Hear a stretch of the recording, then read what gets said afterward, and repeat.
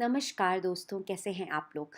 आज हम बनाने वाले हैं बहुत बहुत ही यमी और क्विक बनने वाला बच्चों का फेवरेट आटे से बना हुआ पिज़्ज़ा, जिसके लिए हमें ना अवन की ज़रूरत है ना हमें उसको ईस्ट की ज़रूरत है और ये इंस्टेंटली रेडी हो जाता है।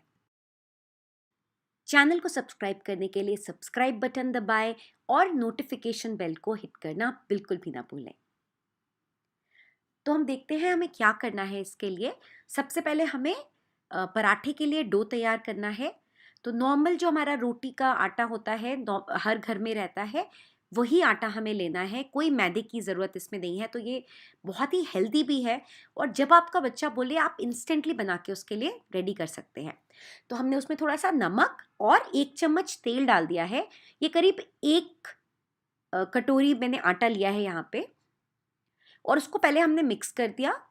और उसके बाद रूम टेम्परेचर वाला जो पानी है, कोई गर्म या ठंडे पानी की कोई ज़रूरत नहीं है, उसी से हम एक नॉर्मल आटा लगा लेंगे जैसे हम चपाती के लिए या पराठे के लिए बनाते हैं। ना बहुत ज़्यादा ढीला और ना ही बहुत ज़्यादा सख्त।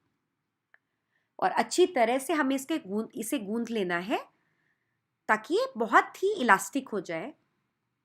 और उसके बाद आप चाहें तो थोड़ा सा तेल लगा सकते हैं। ढक के हमें 30 मिनट के लिए एक साइड पे रख देना है। और जब तक आटा तैयार हो रहा है तब तक हम अपनी टॉपिंग्स रेडी कर लेते हैं। तो यहाँ पर मैंने कुछ सब्जियां ली हैं और चीज़ लिया है। आप चाहे तो कोई नॉनवेज टॉपिंग्स भी ले सकते हैं। तो यहाँ पे मेरे पास चेडर और मोज़रेला चीज़ है। आप चाहे तो पनीर भी ले सकते हैं। जो सब्जियां मैंने ली हैं वो है ब्रोकली, कैप्सिकम, स्वीट कॉर्न है यहाँ पे। तो सबसे पहले हम कैप्सिकम को काट लेते हैं लंबा लंबा। आप किसी भी शेप में इन सब्जियों को काट सकते हैं, जैसे भी आपका बच्चा पसंद करता हो। आप चाहें तो इन सब्जियों के अलावा कोई और सब्जियां भी ले सकते हैं। मशरूम डाल सकते हैं, आप चाहें तो इसमें ऑलिव्स डाल सकते हैं, बेबी कॉर्न डाल सकते हैं। जिस भी तरह की टॉपिंग्स आपके बच्चे को पसंद हो आप उसे यूज़ कर सकते हैं। अगर आप ब्रोकली डालें तो ध्यान रखिए कि फ्लोरेट्स बहुत बड़े बड़े नहीं हो, थोड़े से पतले और फ्लैट कर देना है हमें इन्हें काट के, जैसे आप यहाँ पे देख सकते हैं, ताकि उनकी कुकिंग प्रॉपर हो जाए। उसके बाद हमने यहाँ टमाटर लिया है, इसके भी हम स्लाइसेस कर लेंगे गोल गोल। आप चाहे तो जुकीनी भी डाल सकते हैं इसमें।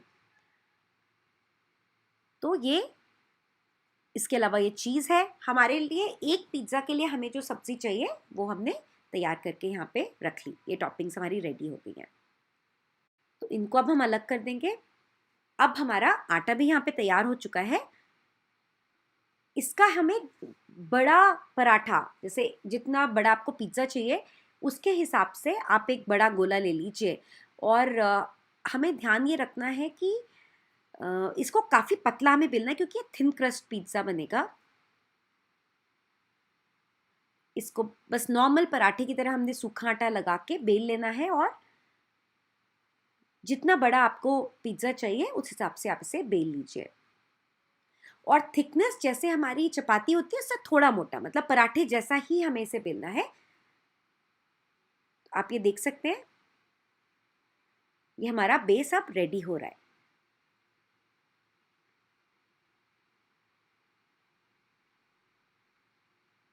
इसी तरह से घुमा घुमा के, थोड़ा बहुत शेप इधर उधर भी होता है तो कोई फर्क नहीं पड़ता। अब हम एक कांटे की सहायता से इसमें छेद कर लेंगे। ये हम इसलिए कर रहे हैं ताकि जब हम इन्हें पकाएं तो ये फूल ना जाए। हम चाहते हैं कि ये जो इसका बेस है ये फ्लैट ही रहना चाहिए। तो इसके लिए हमने कांटे से इसमें होल्स कर दिए हैं पूरे।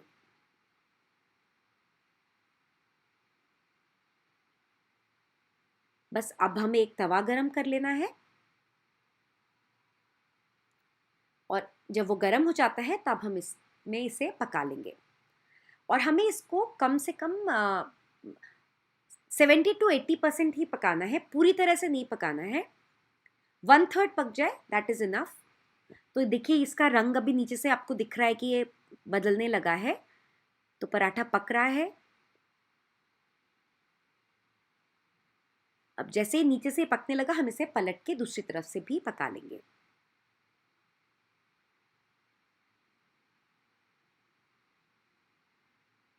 अब ये पूरी तरह से, इसका नीचे से कलर चेंज हो गया है, हमने पलट दिया इसको, आप देख सकते हैं कच्चापन इसका काफ़ी हद तक जा चुका है। थोड़ा सा ऑयल ड्रिजल कीजिए।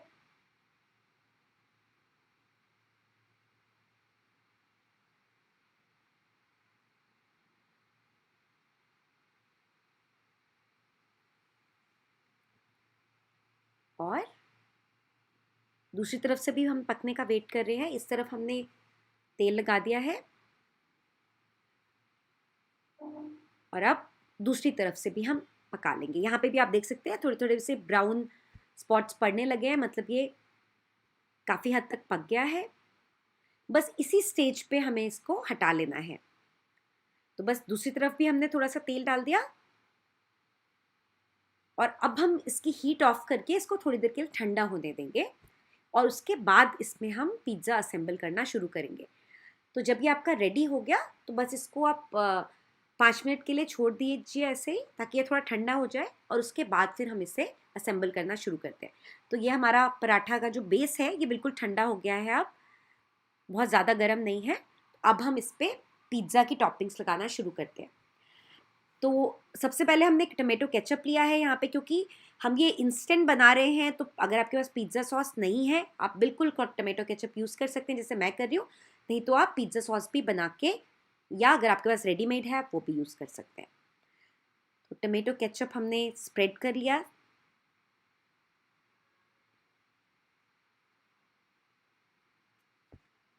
अब इसके ऊपर हम सारी टॉपिंग्स लगाना शुरू करेंगे।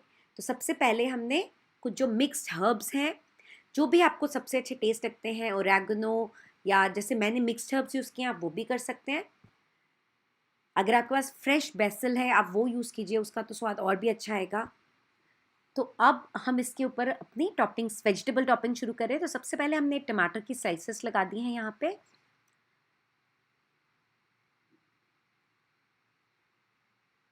फिर ये जो कैप्सिकम के हमने फिंगर्स काटे थे उनको भी लगा देते हैं। जो भी सब्जियां आपको और आपके बच्चे को पसंद है सब इसमें आप डाल सकते हैं। अगर आपको नॉनवेज पसंद है तो आप इसमें श्रेडेड चिकन पका हुआ जो होता है वो, या कोई फिश, कुछ भी इसमें डाल सकते हैं आप। बाकी का प्रोसेस बिल्कुल सेम रहेगा। तो यहाँ हमने ब्रोकली भी डाल दी है। ब्रोकली के पीसेस हमने काफ़ी फ्लैट और छोटे छोटे किए ताकि वो रोस्ट होके बहुत अच्छा उनका स्वाद है और अच्छे से पक जाए। मेरी बेटी को ब्रोकली बहुत पसंद है तो मैं ज़रूर उसको डालती हूँ।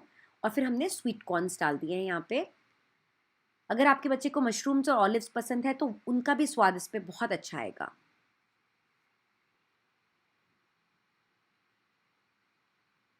तो ये जो रेसिपी है, ये अगर आपका बच्चा कभी ज़िद कर रहा है, उसे पिज़्ज़ा खाना है, तो आप फटाफट ये बना सकते हैं। सब चीज़ें घर पे होती ही हैं। ये फिर से मैंने ऊपर से थोड़ा सा मिक्स्ड हर्ब्स डाल दी हैं क्रश करके, और यहाँ पे हमारे चिली फ्लेक्स हैं, ये भी डाल दिया। ये भी सब कुछ स्वाद के अनुसार है। जितना आपका बच्चा पसंद करता हो स्पाइस, आप उस हिसाब से कम ज़्यादा कर सकते हैं। फिर फाइनली हम इस पर अब चीज़ डालेंगे। मैं तो कभी कभी पनीर भी डालती हूँ, तो आप पनीर भी डाल सकते हैं अगर आपके पास हो। आज जो मैं यूज़ कर रही हूँ ये है चेडर चीज़, जो मैंने ग्रेट करके डाल दिया है। और फाइनली हम डालेंगे इसमें मोज़रेला, जिसके बिना कोई भी पिज़्ज़ा कंप्लीट नहीं होता है।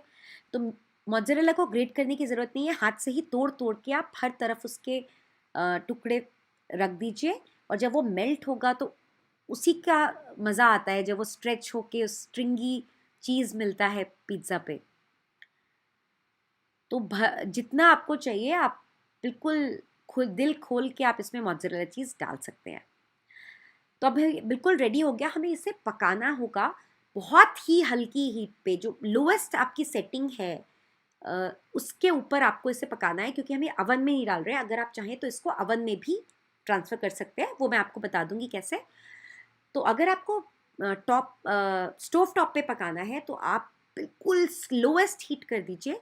बेस हमारा वैसा ही पका हुआ है, हम बस चाहते हैं कि ये थोड़ा सा और पक जाए और सारी सब्जियां रोस्ट हो जाएं, और साथ के साथ जो आपका चीज़ है वो भी मेल्ट हो जाए।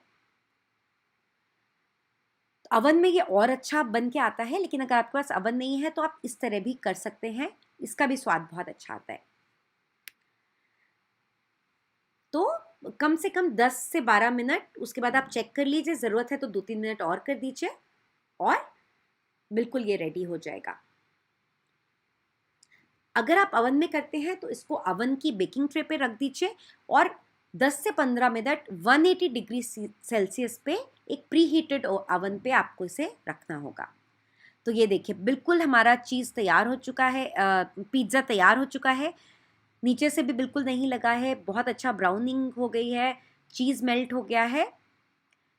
अब इसको हम ट्रांसफ़र कर लेंगे एक वुडन बोर्ड पे और इसको अपने हिसाब से काट लीजिए, जिस तरह के पीसेस आपको काटने हैं, और बच्चों को एंजॉय करने को दीजिए।